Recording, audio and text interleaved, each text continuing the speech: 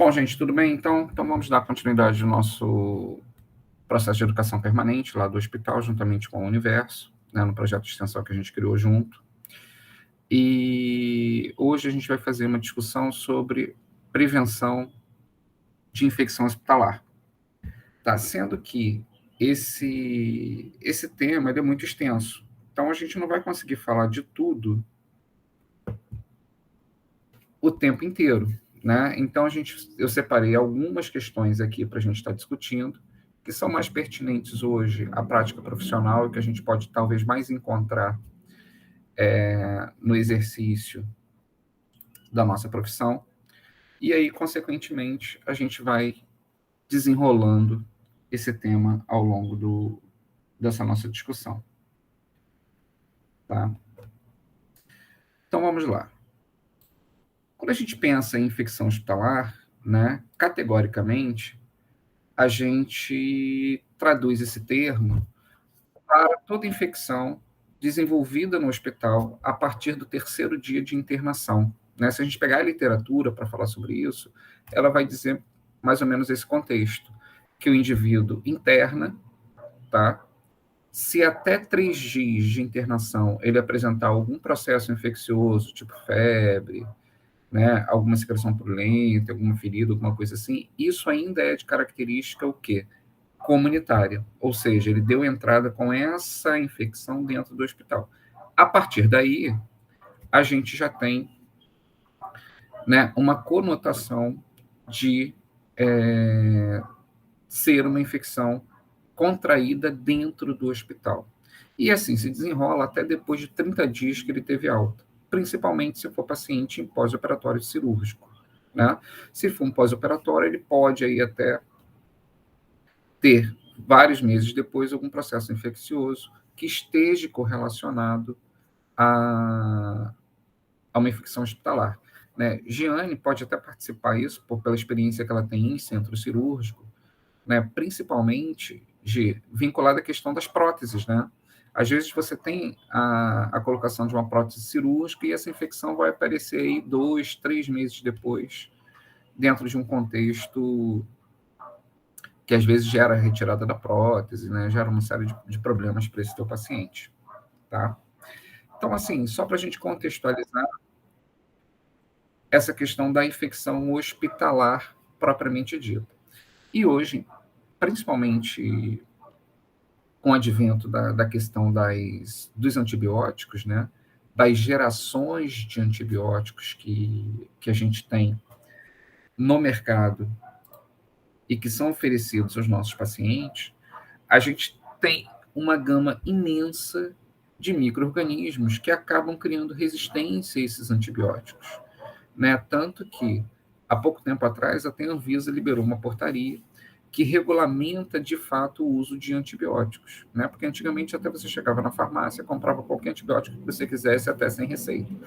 Hoje, obrigatoriamente, você tem que ter uma receita médica para que você possa comprar efetivamente esse seu antibiótico.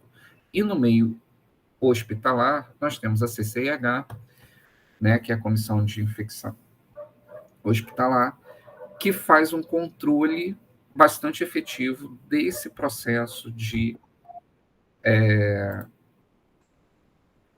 infecção hospitalar e uso de antibiótico. Por quê?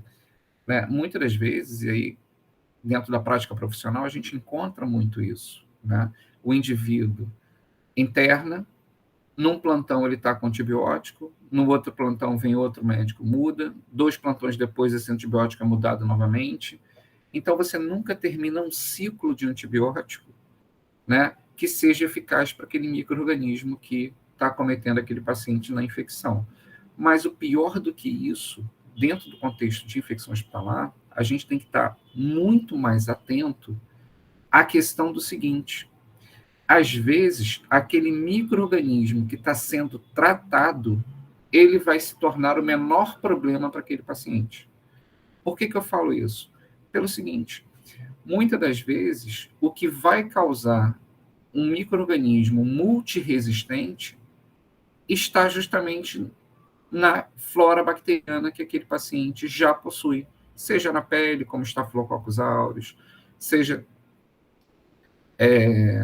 na parte intestinal, como as klebsiellas e com a questão das enterobactérias e tal, que acabam sendo micro-organismos que fazem parte da sua própria flora, tá? Que fazem parte da sua própria flora e, consequentemente, acaba tendo a questão a resistência sendo criada pelo uso indiscriminado de antibiótico, né? O que a gente preconiza hoje, né, não só a gente, mas de uma forma geral, o que é preconizado hoje para o uso do antibiótico deveria ter, obrigatoriamente, a realização de um exame, né, que verificasse a sensibilidade desse micro-organismo em relação ao uso do antibiótico, né? E aí, consequentemente, você teria um uso coerente e eficaz desse antibiótico, né? Isso é o que mais gera a resistência de micro-organismos em, em se tratando de infecção hospitalar, tá certo?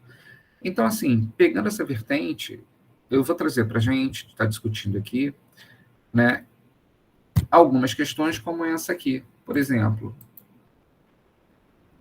a pneumonia, né? É muito comum o paciente, principalmente aquele paciente acamado, ter um quadro de pneumonia depois que ele interna, né? E a gente vê isso em vários tipos de pacientes. A gente vê isso no paciente que simplesmente ele está acamado, porque ele teve um acidente vascular cerebral, por exemplo. A gente vê isso no paciente que está já com problema respiratório, né? Acometido por outro fator, como, por exemplo, o próprio Covid, né? Como a gente teve comprometimento respiratório de muita gente, e aí, consequentemente, as pneumonias. Por broncoaspiração. O que seria broncoaspiração? Justamente aquela questão de, às vezes, micropartículas, né, que ele acaba, ao deglutir, acaba indo para o pulmão do paciente. E aí ele faz essas broncoaspirações, que é muito comum no paciente que faz uso de dieta, né, por via enteral, parenteral, né, ou esse paciente que tem dificuldade de deglutição, né, também pode levar a esse processo. E outro tipo de paciente que a gente às vezes tem e desenvolve infecção infecção pulmonar, é claro, é o paciente que está com a utilização de um tubo orotraqueal. Tá? Então, aqui eu trouxe alguns fatores de risco para a pneumonia relacionada à assistência à saúde. Né? Os fatores de riscos para a pneumonia relacionada à assistência à saúde podem ser agrupados em 4 categorias. Tá? Esse material eu retirei do manual da Anvisa, que fala sobre prevenção de infecção hospitalar, sobre sítios. Depois eu mostro até a capa para eles, que vou até disponibilizar ele na nossa página do Google Classroom, que é um instrumento extremamente eficaz para a gente estar lendo e aprendendo com ele. E outra coisa, para a gente, enfermeiros, né, ele traz uma série de processos que a gente pode utilizar como prescrição de enfermagem, que é uma coisa que a gente, de fato, tem que começar a fazer. Né? A gente tem que começar a exercer essa sistematização de uma forma completa. E aí, até eu tenho ideia da gente fazer uma próxima aula, né, uma contextualização dessa sistematização dentro do hospital, né, para que a gente comece a falar de fato a mesma língua em relação à sistematização, e aí a gente comece a fazer esse processo de uma forma eficiente dentro do hospital, tá certo? Então, né, como esses fatores, a gente tem os que aumentam a colonização da orofaringe, né, o estômago por micro-organismo, através da administração de antimicrobianos, admissão em UTI e presença de doenças pulmonares crônicas de base. Né? É aquele paciente que tem, por exemplo, a asma, que tem a bronquite, né, que já vem, às vezes, com gripe, né, porque são patologias que acometem, principalmente a questão pulmonar, e vinculam a produção grande de secreção. E aí essa secreção, ao ficar acumulada no pulmão, acaba tendo um influxo de micro-organismos e, consequentemente, você tem uma pneumonia desenvolvida ali. A gente vê isso muito na pediatria, né, Gê? Né? As criancinhas normalmente desenvolvem esse tipo de infecção justamente por esse acúmulo de secreção, né, durante o processo de uma infecção respiratória. Bom, outro fator é o seguinte, condição, né, que favorece minha condição, condições que favorecem a aspiração do trato respiratório, tá?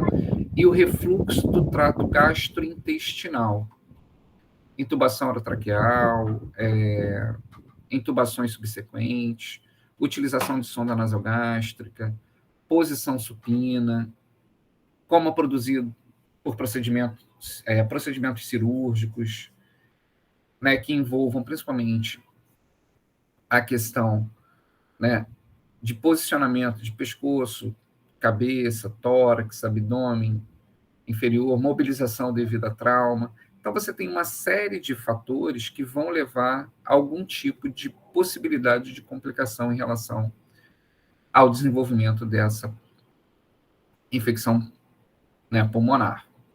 E você também tem fatores que estão ligados principalmente o quê? As idades extremas, né, tanto na infância quanto na terceira idade, a desnutrição, condições de base grave, né, incluindo a imunossupressão. Então, quando a gente fala nesse processo de fatores de risco, tá, a gente está levando o quê?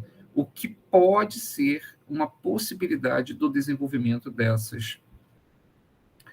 dessa patologia, né, que seria uma pneumonia relacionada a um contexto. Agora, o que eu queria trazer daqui, para a gente tá relembrando, e aí está dentro do nosso fazer profissional, obrigatoriamente, é a questão da utilização das sondas e do posicionamento do paciente. Tá? Porque isso é uma coisa que leva, né, de forma bem comum, né, o desenvolvimento dessas broncoaspirações, e aí, consequentemente, o paciente acaba tendo um processo de pneumonia. E, às vezes, são micro broncoaspirações que vão acontecendo ao longo de um tempo, e aí aquela situação vai sendo, de alguma forma, prejudicial ao paciente. E, às vezes, depende de uma percepção nossa, né? Aquele paciente que começa a engasgar, aquele paciente que começa a deglutir com água, a deglutir a água e começa a engasgar, e aí isso são micropartículas de água que estão indo para o seu pulmão. E aí, consequentemente, elas carregam micro-organismos que estão na sua boca, que estão no trato da orofaringe, né? E chegando lá, ele encontra um ambiente propício para poder se desenvolver. E aí, algumas medidas gerais de prevenção, né, que a gente pode estar salientando aqui, seriam manter um decúbito elevado de 30 a 45 graus. Tá? Eu acrescento aqui, na possibilidade, a retirada do paciente do leito e colocar ele sentado fora do leito, né, que ele vai ficar com um posicionamento de 85, 90 graus. Tá? Isso vai ajudar tudo em relação ao paciente, né? Da mobilização da secreção pulmonar, da questão da deglutição dele, né? E desse posicionamento ereto ali, vai dificultar o refluxo, por exemplo. Então, são coisas que a gente tem que estar pensando. E o paciente que está totalmente acamado, ele vai ficar no decúbito elevado, né? De 35 a 45 graus. Adequar diariamente o nível de sedação e o teste de respiração espontânea, né? Essa parte aqui, na verdade, ela não diz diretamente a gente. Eu fiz até uma separaçãozinha aqui, esqueci de passar isso para baixo. Mas essa adequação diariamente do nível de sedação não diz diretamente a função da enfermagem, mas indiretamente a gente contribui de uma forma muito clara para que isso aconteça. Aquele paciente que está sedado, quando você informa ao médico esse nível de sedação, e aí a gente pode utilizar algumas escalas, né? Pode utilizar a escala de Haas, que é a escala de sedação, ou a própria escala de Glasgow, né? Dependendo daquele quadro clínico que o paciente apresenta, da forma que ele tem que ficar. Se a gente mantiver esse nível de sedação adequado, você tem menos risco de ter algum problema a nível respiratório. Bom, aspirar as secreções subglóticas rotineiramente é uma coisa que a gente às vezes não faz, tá? Tanto em pacientes que estão no tubo orotraqueal, quanto em pacientes que às vezes possuem secreção, principalmente na região da orofaringe.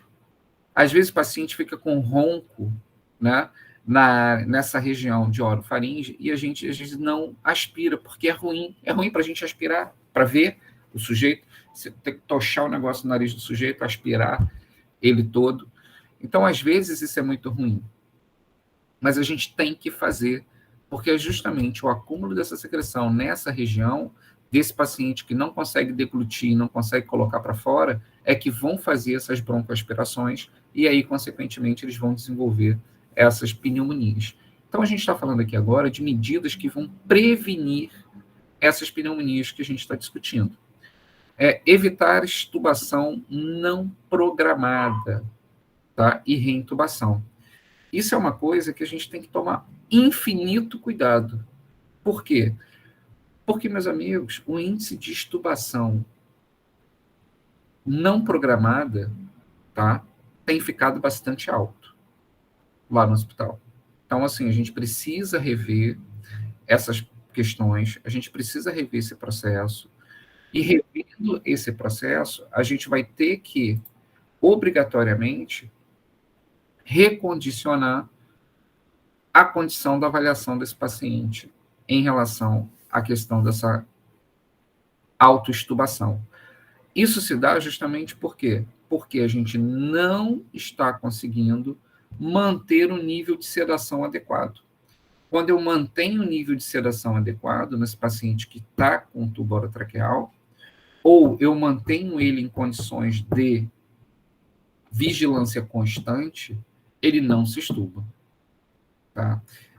Ou, se a gente começar a estimular, né, os outros profissionais a estar fazendo, né, o processo de desmame respiratório e o desmame da sedação, automaticamente a gente vai ter menos problema com esse paciente.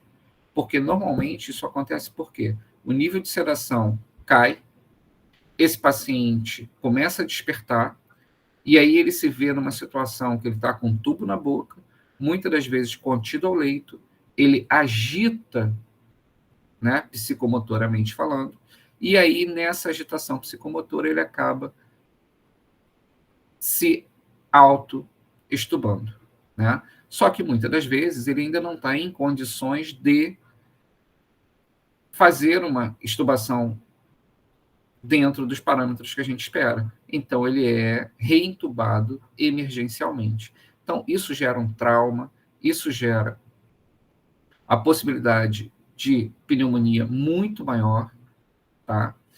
E, consequentemente, parte disso a gente está diretamente envolvido, seja no processo de cuidado, seja no processo de observação desse paciente e transmissão desse tipo de informação, tá certo? Um outro fator aqui seria a aspiração das vias aéreas inferiores desse paciente, né? Principalmente o paciente intubado. O extubado, o paciente que está fora do tubo, não tem como a gente fazer essa aspiração de vias aéreas inferiores. A gente vai fazer só de vias aéreas superiores e principalmente da região subglótica, tá certo? Agora, o que eu chamo de medidas interdependentes, né? Que seriam essas medidas interdependentes? São medidas que estão diretamente envolvendo outros profissionais, como a fisioterapia, como a parte médica, como a fonoaudiologia. Hoje a gente tem que utilizar bastante a fonoaudiologia do hospital. Por quê? Todo paciente que a gente tiver em uso de sonda nasoenteral, que haja possibilidade da retirada dessa sonda nasoenteral, a gente tem que estimular, né, o parecer para a fonoaudiologia, para que eles façam todo esse trabalho de desmame do uso dessa sonda, com fortalecimento da deglutição, com avaliação da questão do que vai ser dado àquele paciente naquele momento, juntamente com a nutrição, e aí a gente começa a ver, de fato, um trabalho multidisciplinar entre a enfermagem, a medicina, a fisioterapia, a fonoaudiologia, né? E a gente vê resultados importantes em relação a isso no contexto do tratamento do paciente, tá bom?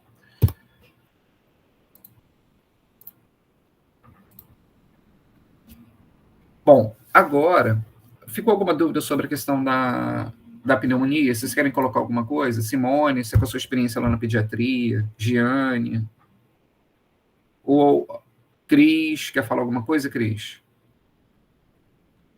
Érica, contribui um cadinho. É uma discussão, não é um monólogo, não, um diálogo. Eu não quero, não. Você está falando muito bem.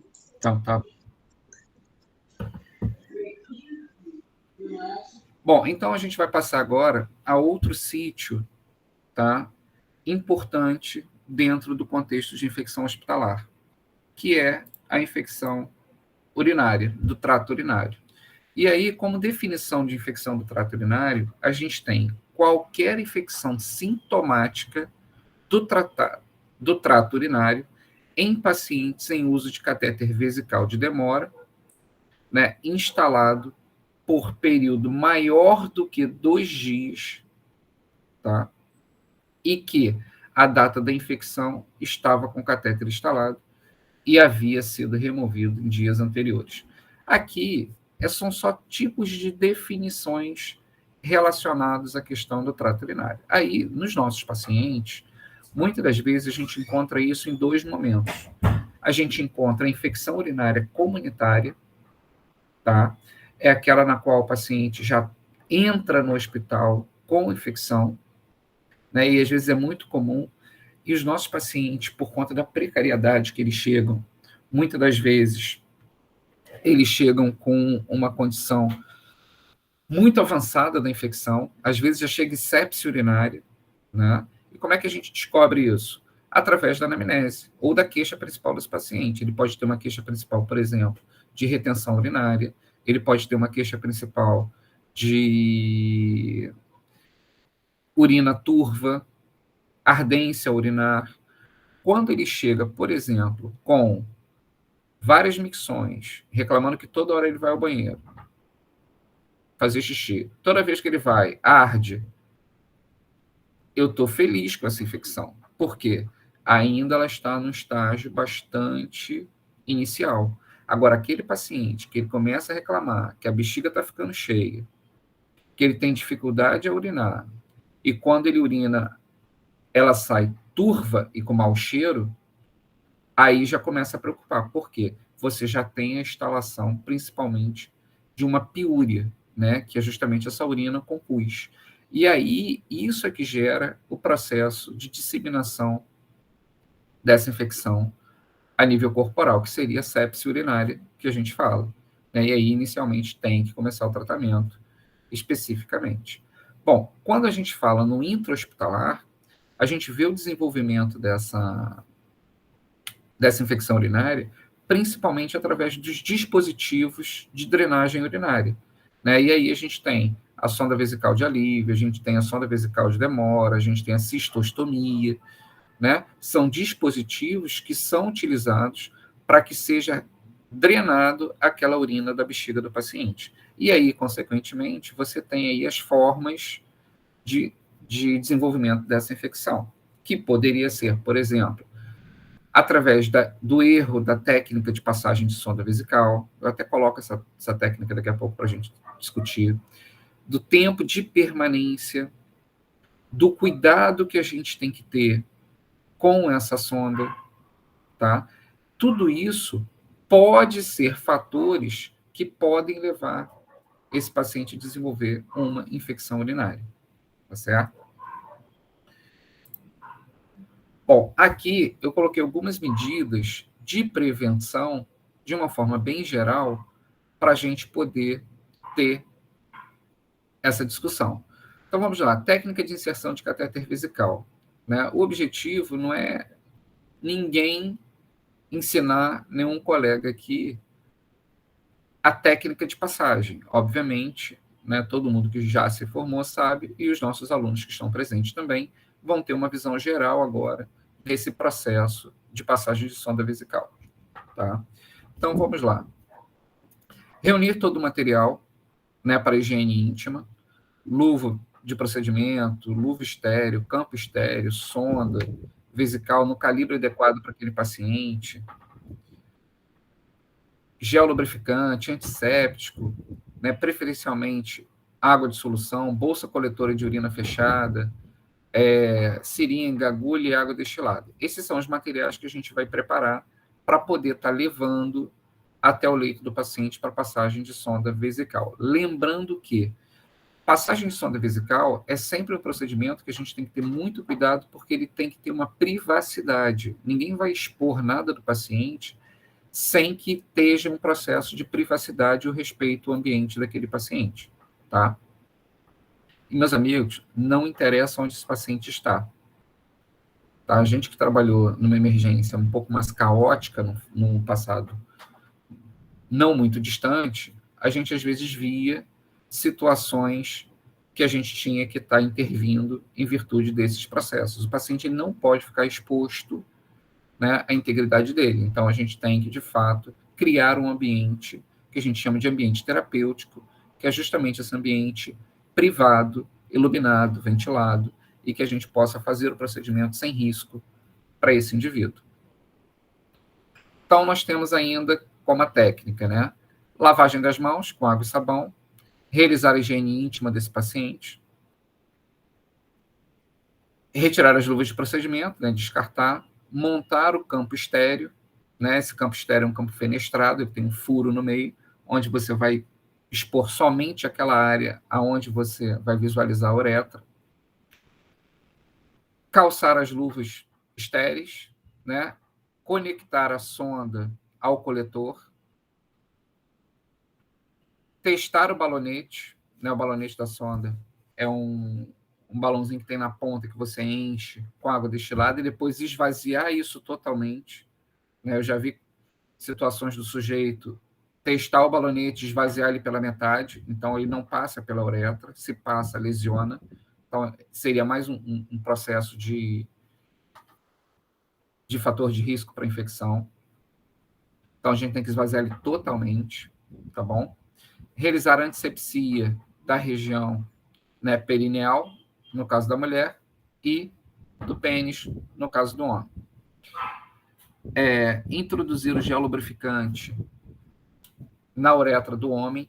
Essa recomendação, há muito tempo atrás, não era feita. Inclusive, alguns livros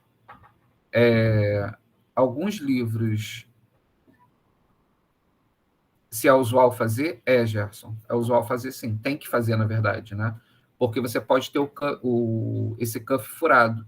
E aí, se você fizer a introdução de líquido ali, você vai ver o vazamento. E aí você tem que trocar a sonda. Porque imagina, você ter esse trabalho inteiro, passar a sonda e a sonda ficar vazando depois. Ou esse cuff esvaziar, e aí você tem que trocar a sonda novamente. Então, é um retrabalho, por isso que se recomenda a verificação desse balonete. Tá? Em algumas literaturas, a gente não vai ver descrito introduzir o gel lubrificante na uretra do paciente. A gente vai ver lubrificar a sonda, tá? Depende da literatura que vocês estiverem lendo. Os dois procedimentos hoje são recomendados como ideal, tá bom? Tanto só a lubrificação da sonda vesical, como a introdução lubrificante na uretra do homem, tá bom? Da mulher não se faz isso, só se lubrifica a sonda. Tá? Lubrificar a ponta da sonda com gel lubrificante em mulheres, tá? Acabei de falar, né? seguir a técnica asséptica da inserção, ou seja, esse dispositivo não pode tocar em nada que não seja estéreo, tá? Até você introduzir. Então, a gente tem que tomar muito cuidado, porque aquela sonda é mole, ela bate em tudo quanto é lugar. Às vezes, a visualização da uretra é difícil. Às vezes, você encosta em outras regiões né, principalmente na mulher. Às vezes, você tem ali a separação dos pequenos e grandes lábios, você não consegue identificar direito aonde está a clitóris, onde está o meato urinário e onde está o introito vaginal, né? Principalmente nas idosas, né? Porque já fizeram, às vezes, cirurgia de períneo, então você não consegue visualizar nada porque o períneo está muito fechado. Então, você tem que levantar aquela região, que aí essa uretra vai ser mostrada para você. Às vezes ela está invaginada, ela está dentro da vagina, né? Isso tudo são dificuldades que a gente pode enfrentar, e se a gente não tiver paciência para poder identificar esse processo de uma forma correta, a gente acaba passando uma sonda contaminada, e aí gera um processo infeccioso nesse paciente 2, 3 dias depois. Tá? Bom, uma vez passado essa sonda, tá, por esse meato urinário, tá, a gente vai fixar essa sonda externamente. Tá? A gente vai fixar, seja no hipogástrio, tá, ou seja, na região de coxa, direita ou esquerda, seja do homem ou seja da mulher. Tá? Na mulher, o mais comum seria na coxa direita ou na esquerda. Tá bom? Por que a gente faz a fixação? E hoje é muito presente a gente não encontrar isso nas fixações das sondas vesicais. Tá? As pessoas não estão mais fixando. Só que isso, com o tempo, pode levar a uma série de problemas, inclusive uma fístula peniana, tá? Principalmente ali de introito uretral. Tá?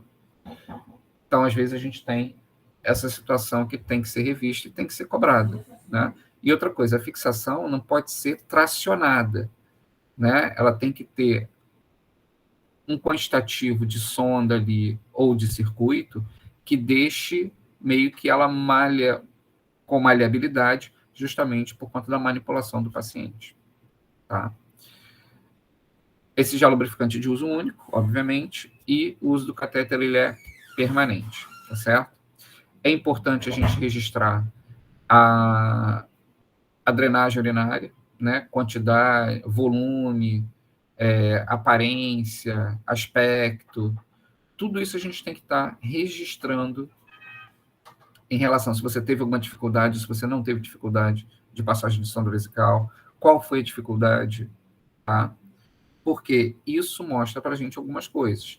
Se você teve, na introdução, por exemplo, de uma sonda masculina, com a introdução de 5 a 10 centímetros, você teve dificuldade na passagem, pode ser que esteja barrando na próstata hiperplásica de um paciente, tá? Ou que tenha alguma obstrução, ou que tenha uma estenose de uretra, ou que tenha alguma coisa. É importante a gente salientar que, quando você tem dificuldade, tá? Não insista muito, porque você pode estar prejudicando, e quanto mais você lesa, mais você cria um processo inflamatório e um edema na região, e depois não consegue passar a mesma sonda. Você tem que rever aquele contexto ali, para saber se o calibre da sonda está correto, se não está, e tudo mais.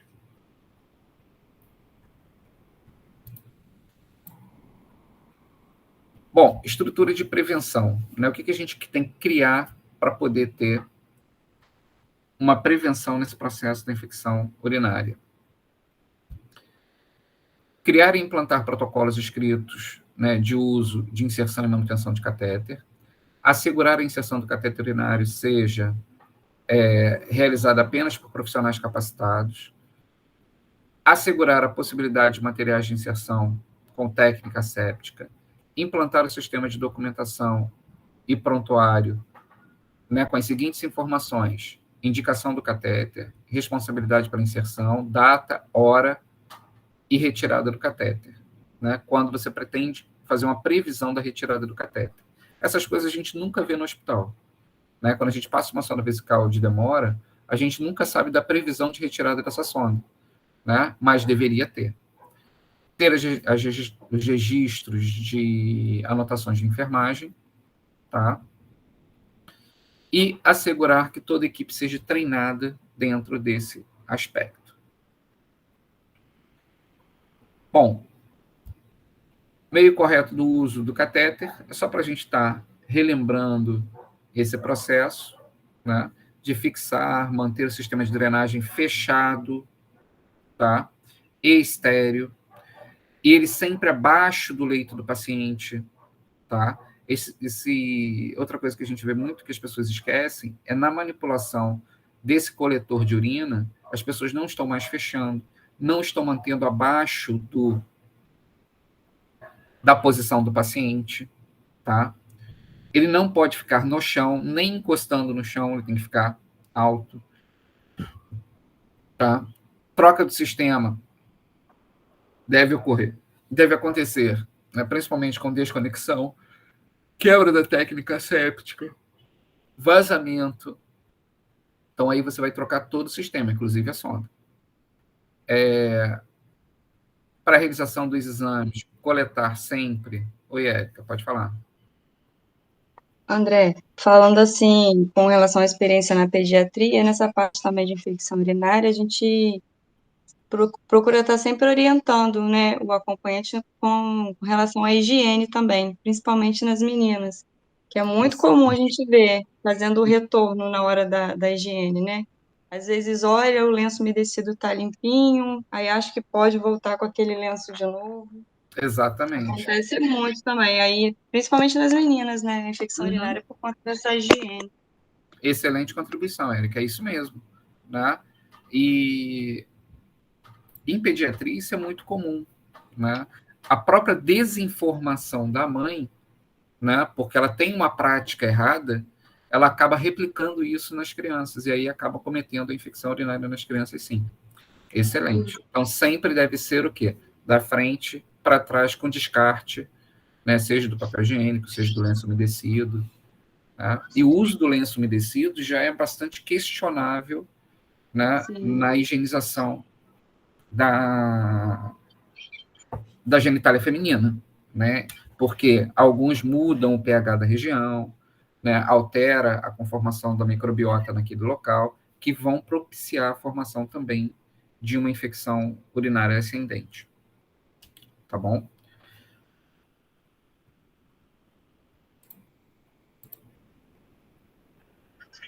Bom, aqui são estratégias, né, que podem ser adotadas, né, principalmente associadas ao catéter vesical, né? Inserir a sonda, realizar o protocolo de sondagem, implantar o protocolo escrito do uso. Isso é uma coisa que a gente tem que batalhar para ter. A gente vai ter que fazer os protocolos lá do hospital, né? E realmente seguir aquilo dali. Isso vai facilitar muito, ainda mais nesse momento em que a gente recebe colegas, né, com as mais variadas formações, com as mais variadas experiências de trabalho. Então, o protocolo hoje seria um fator essencial para o desenvolvimento do nosso trabalho lá. Tá? Outra coisa que a gente tem que batalhar para a gente ter lá é a previsão de remoção desse catéter. Né? Quanto mais tempo esse paciente fica com o catéter vesical, maior a probabilidade de desenvolvimento de infecção urinária. Tá? Então, aqui, esse material depois vai estar disponível lá para vocês. Né? Você tem outros contextos aqui que necessariamente precisam que a gente tenha uma atenção bastante apurada para que a gente evite, então, essa infecção urinária, que muitas das vezes leva até o paciente ao óbito. Né? Quantas vezes a gente já viu pacientes, né, acabar no óbito hospitalar em virtude de um processo infeccioso que virou uma septicemia, e aí teve choques sépticos e aí, consequentemente, vieram a óbito. Então, são coisas que a gente pode, dentro da enfermagem, estar trabalhando e prevenindo ou recuperando esse paciente o mais rápido possível. Bom, alguém ficou com alguma dúvida nessa questão? Para a gente passar agora para a parte de infecção da corrente sanguínea. Gente, está um pouco rápido, porque o assunto sempre é muito extenso. né? E o nosso tempo é de 1 horinha só. Então, é mais para a gente relembrar esses conceitos, relembrar esses cuidados, tá? E aí, consequentemente, pegar algumas contribuições como a Érica acabou de dar. Tá? Isso aí todos estão abertos a poder falar o que precisam, tá bom? Bom, se não há nenhum pronunciamento, tá tudo tranquilo aí? Vocês estão entendendo direitinho? Pessoal da faculdade, está tudo ok? Tranquilo. Depois me dá um retorno aí no chat. Tá show. Obrigado, Cris. Bom, então, a gente entra agora nas medidas preventivas de infecção da corrente sanguínea. Bom, quando a gente fala de infecção da corrente sanguínea, a gente basicamente pensa em um micro-organismo que entra efetivamente em contato com o nosso sangue e ali ele se prolifera. Mas até ele entrar no nosso sangue, ele tem que percorrer alguns caminhos. Esses caminhos, né, no qual principalmente eu vou tratar aqui, são dos dispositivos intravenosos, né, que é esse que eu apresento aqui na foto. Você tem um dispositivo intravenoso, tá, que ele é posicionado dentro da sua veia para infusão, seja de medicamento, seja de hidratação, seja, né, de dieta parenteral, por exemplo. E aí nós temos vários tipos de dispositivo. Nós temos dispositivo de curta permanência, que seria o scalp, de média permanência, que seria o gel, e temos de longa permanência, que seria a punção profunda, seríamos os semi-implantáveis e os totalmente implantáveis.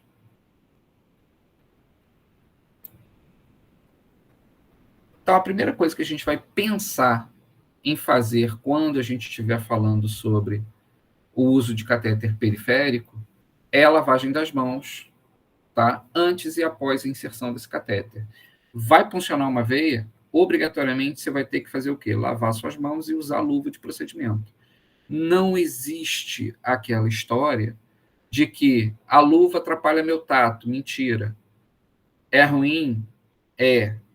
Dificulta? Dificulta. Mas o que vai fazer você ter essa destreza é a prática profissional. Tá? Se vocês praticarem o tempo inteiro utilizando luva, vai chegar um momento que se você tiver com uma luva 8, você vai conseguir. Com uma luva 8,5, você vai conseguir funcionar. Tá? Então, assim, é difícil? É, principalmente na pediatria, mas o treino faz com que você consiga desenvolver esse tato mais apurado, tá? Então, você tem que ter a higienização das mãos, né? A gente vai falar um pouquinho sobre isso daqui a pouco. A passagem de uma solução alcoólica, seja o cloroxidina ou álcool 70, né? Principalmente na antisepsia daquele local da punção, tá? Mas dentro dos dispositivos periféricos, um dos fatores que eu considero mais importante é a manutenção da higiene desse dispositivo. É muito comum a gente encher o dispositivo de esparadrapo e não mexer mais nele. Então, você não avalia aquele dispositivo. Você não vê como é que está a inserção, se está com processo inflamatório, se não está. Porque tudo isso leva a você perder aquele acesso venoso. Tá? Então, o dispositivo ele deve conter somente o que é necessário para a fixação dele, e não aquele monte de esparadrapo que a gente chega, que a gente bota. A gente deixa de ver esse sítio de inserção, a gente deixa de controlar aquela região ali e acaba perdendo aquele acesso venoso, né? Até por extravasamento de medicamento que é feito naquela região. Tá? Bom, selecionar o catéter periférico, né, com base no objetivo pretendido. Se é somente a administração de uma dipirona diluída e só, você vai usar um scalp. Vai funcionar a veia, vai fazer, vai retirar, conter o sangramento, acabou. Se você vai fazer a introdução de uma hidratação de 500 a 1.000 ml de soro, aí você já funciona com gel, que é um dispositivo que te dá uma segurança melhor, que te dá um conforto melhor para o paciente, e aí você vai estar utilizando ele. Tá? E se for uma coisa muito mais duradoura, vai se optar principalmente por um acesso venoso profundo. Tá? A decisão do acesso venoso profundo não é nossa, mas pode ser sugerido a equipe médica para que ele faça essa punção e você tenha esse paciente, né, de uma forma mais segura e mais prolongada no uso desse dispositivo. Tá? E aqui eu vou colocando várias situações que estão envolvendo essa questão do sítio de punção. Tá? E mais do que isso, a gente tem que ter, e aí é importante para o controle de infecção, o seguinte: o curativo de uma punção venosa periférica, ele deve ser trocado a cada 24 horas. Se você tiver aquele biofilme que você utiliza, que você vê o local da punção, aí então você pode estender aí até 72 horas, como é o mesmo caso da punção venosa profunda.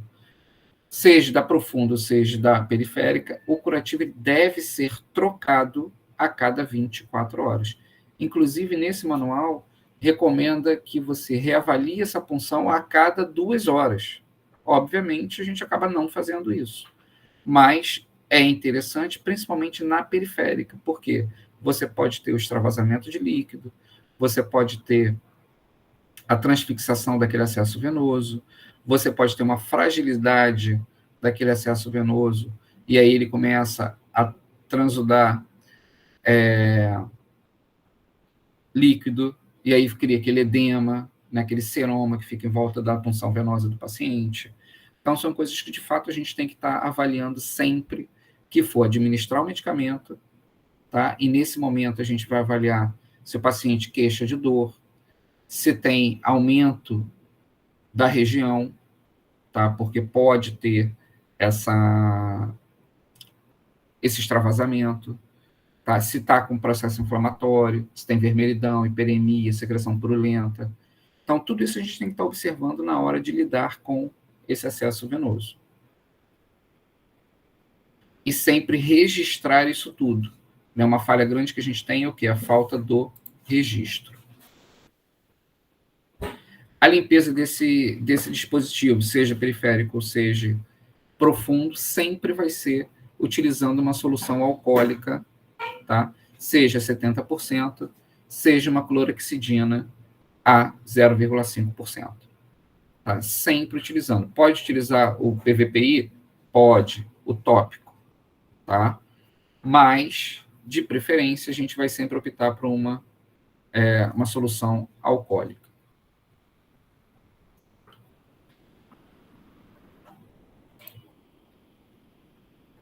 As coberturas, né? Falando um pouquinho sobre a questão das coberturas. Essas coberturas, elas podem ser de diversas formas. Você pode ter aquele biofilme, né? Que é tipo um contact, para quem não sabe o que é, que você pega e cola em cima do acesso venoso. Quando você cola aquilo ali, você protege. Uma das características desse curativo é justamente o quê? Que ele seja permeável à transpiração do paciente, mas que ele seja impermeável à entrada de micro-organismo. Tá? Então, ele tem que ser um curativo diferenciado. Fora isso, você vai botar as coberturas que a gente está acostumado. Uma gase estéreo sobre o local, com uma cobertura externa, seja de esparadrapo, micropóreo, o hipoalérgico, ou de um esparadrapo até comum, no caso do paciente que não desenvolve alergia, tá certo? Agora, o que não dá para a gente ver é aqueles curativos de punção venosa, principalmente periférica, sujo, descolando só com cola, com várias camadas de esparadrapo em cima, né? Porque a pessoa vai lá para não perder o acesso venoso, ela cola o esparadrapo em cima. Aí cola o esparadrapo em cima. O paciente sua, solta, ele vai cola o esparadrapo em cima. E aí a gente vê uma camada de esparadrapos nesse paciente, que é só acúmulo de bactérias e micro-organismos ali que vão causar infecção nesse indivíduo. Tá? Então, a gente tem que tirar tudo aquilo, avaliar o acesso venoso. Se tiver perfeito, sem problema nenhum, a gente faz uma nova cobertura e bota ali em cima. Se tiver, tem que retirar aquele acesso venoso e funcionar novamente. E aí, em termos de tempo de acesso venoso, né, se for periférico, teoricamente, ele pode ficar até 72 horas. Tá? Mas isso aí vai depender da avaliação que você tem e da condição clínica desse teu paciente. Pode passar mais dias do que isso, ou pode ser em menos tempo também a necessidade dessa troca. E outra coisa importante é o seguinte, sempre que a gente for optar funcionar uma veia periférica, a gente sempre vai começar da onde? Das extremidades. Tá? Quando você começa das extremidades, você amplia o tempo de uso daquele membro na questão das punções venosas periféricas subsequentes. Tá? Então, isso é uma coisa que a gente tem que estar bastante atento a esse processo.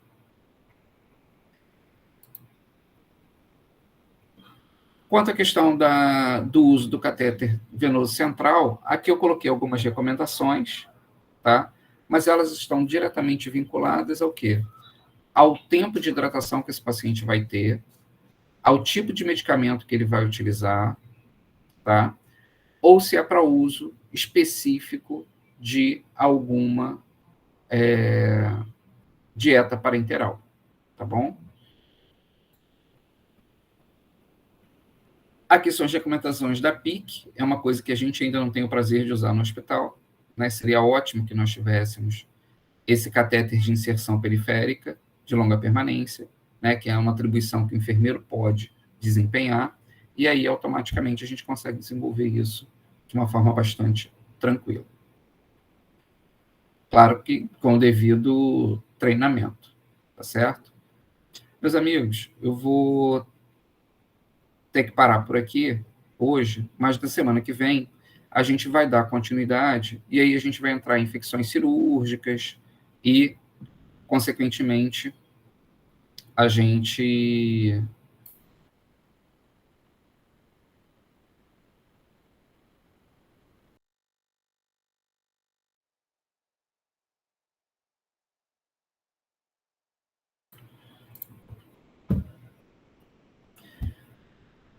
e aí a gente vai dar só uma última fala agora sobre um outro processo de controle de infecção hospitalar, que é extremamente importante, é o mais simples de todos, tá? E que a gente, de fato, vê pouca utilização dentro do ambiente hospitalar. A gente vê as pessoas usando muita luva de procedimento de forma até errada e esquecendo de realizar, né, o procedimento que a gente aprende praticamente desde quando a gente começa a andar, comer e falar, tá? Que é a questão da lavagem das mãos, né? Gente, a lavagem das mãos é a técnica mais simples possível que a gente pode utilizar dentro do controle de infecção hospitalar, tá? A técnica de lavagem das mãos é uma técnica extremamente simples, tá? Existe um livro do Ministério da Saúde que são 140 páginas ensinando o sujeito a lavar as mãos. Na verdade, é um trabalho de mais de convencimento do porquê o sujeito tem que lavar as mãos. Na verdade, é um fato extremamente simples, tá? E aí, o que a gente tem que tomar cuidado nesse processo de lavagem das mãos? Primeiro, a gente lava a mão para tudo dentro do hospital. A gente lava a mão para preparar medicamento. A gente lava a mão depois que preparou o medicamento. A gente lava a mão antes de administrar o medicamento. A gente lava a mão depois de administrar o medicamento. A gente lava a mão antes de trocar um curativo. A gente lava a mão depois de trocar um curativo. A gente lava a mão antes de manipular o paciente. A gente lava a mão depois que manipulou o paciente. Ou seja, todos os procedimentos que a gente vai desenvolver dentro do hospital, a gente vai fazer o processo de lavagem das mãos, tá?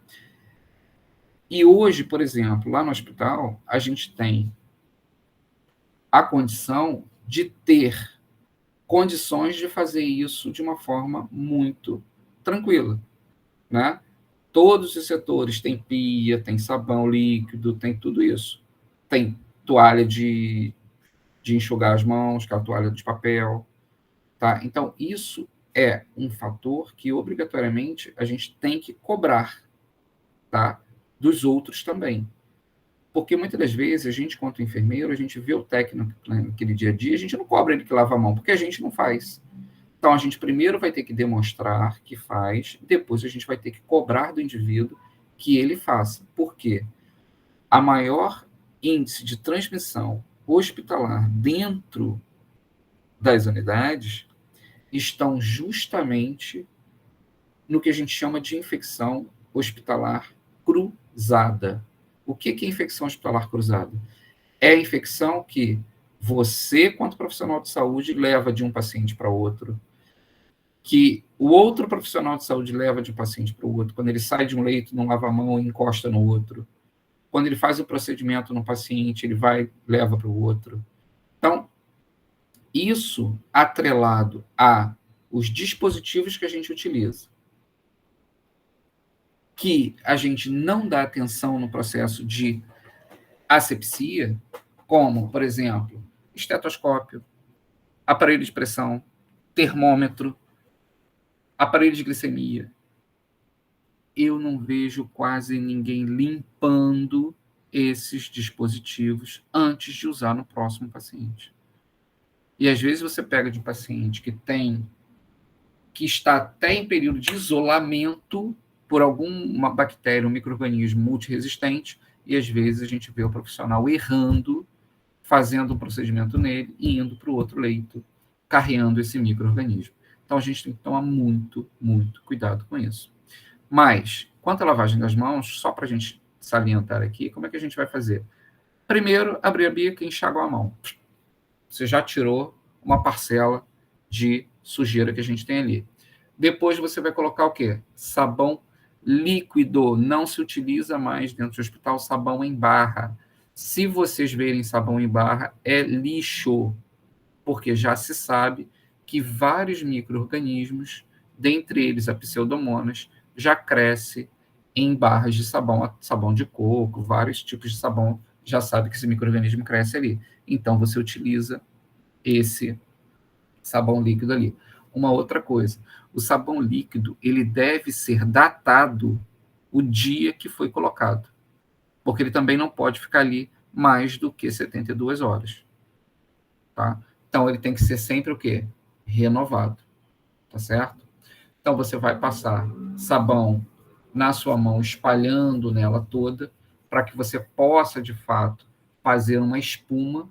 O objetivo dessa espuma é fazer o descolamento da gordura e aí, consequentemente, daquele micro-organismo que está atrelado à tua pele, para poder soltar aquilo dali na hora que você for reenxaguar, esse ser todo carreado para fora da sua mão.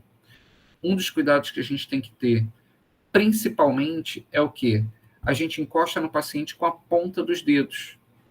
Então, a ponta dos dedos e toda essa região lateral dos dedos são as áreas mais importantes que têm que estar mais limpas, né? Porque o ponto do dedo é que você encosta no paciente. E aqui é onde você acumula a secreção, né? Se vocês passarem a mão agora nessa região da mão de vocês vão ver que está suado. Esse suor é o acúmulo de sebo, micro-organismo e água. E quando você fecha a mão, ele fica aquecido. Então, é meio para a proliferação de micro-organismos. Se você não tiver cuidado com isso, você automaticamente leva a infecção para esse seu paciente. Então, a lavagem sempre vai ser ponta dos dedos, sempre unhas cortadas, tá? Sempre lavando embaixo da unha. Você vai lavar entre as falanges, tá? Sempre. Tá? Sempre carreando para a área mais longe da ponta dos dedos. Tá? Essa é uma coisa que a gente às vezes não vê, a pessoa chega lá, faz assim, acha que lavou a mão, não lavou. Tá? Então a gente tem que ter o cuidado de estar carreando essa sujeira para mais longe da ponta dos dedos possível, tá? Justamente para que essa região da mão esteja totalmente limpa. Tá? E depois a gente vai fazer o enxágue dessa mão. E aí, no enxágue da mão, é muito comum o sujeito enxaguar e fazer assim. Não, não é. A mão tem que continuar para cima. Até ele pegar o papel, e esse papel ele não vai esfregar na mão. Ele vai fazer o toque. Parece uma coisa boba, a gente cansa de ouvir isso o tempo inteiro dentro do hospital, mas a gente só vê as pessoas fazendo a lavagem das mãos de forma errada. Tá? Por isso que a gente vai falar isso 1 milhão de vezes, até que as pessoas se conscientizem de que a lavagem da mão tem que ser de forma correta. Tá bom? Então, depois né, com calma, vocês deem uma olhada nesse panfleto. Né? Lá no hospital também tem vários panfletos espalhados por lá sobre como lavar as mãos. Né? Fiquem todos atentos a essa situação, porque é realmente importante a gente ver paciente morrendo por conta de infecção hospitalar, que às vezes foi transmitida por uma mão, né, despretensiosa em relação à questão da sua higienização. Tá bom? Então, gente, já são 10h10, tá? A gente vai parar por aqui. Na próxima semana, eu trago a discussão sobre a ferida cirúrgica, tá? E provavelmente eu devo incluir também mais algum tipo de prevenção de infecção hospitalar para a gente, tá? Está aberto agora a discussão, né? Quem quiser fazer alguma colocação, quem quiser fazer alguma complementação, pode ficar à vontade. E é bom que a gente faça, que a gente discuta, que a gente esteja trocando experiências, tá bom? E pode colocar pelo chat ou pode abrir o microfone e falar, tá bom? Quem for com alguma dúvida nesse processo inteiro, tá? Para a gente poder estar discutindo. Bom, o microfone está aberto, estou à disposição de vocês.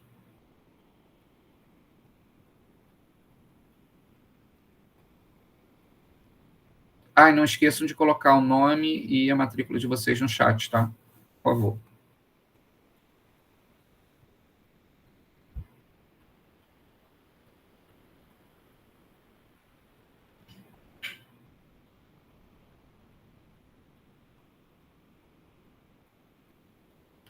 Tranquilo, então? Então tá, um grande abraço para vocês, obrigado aí pela atenção e até a próxima, tá?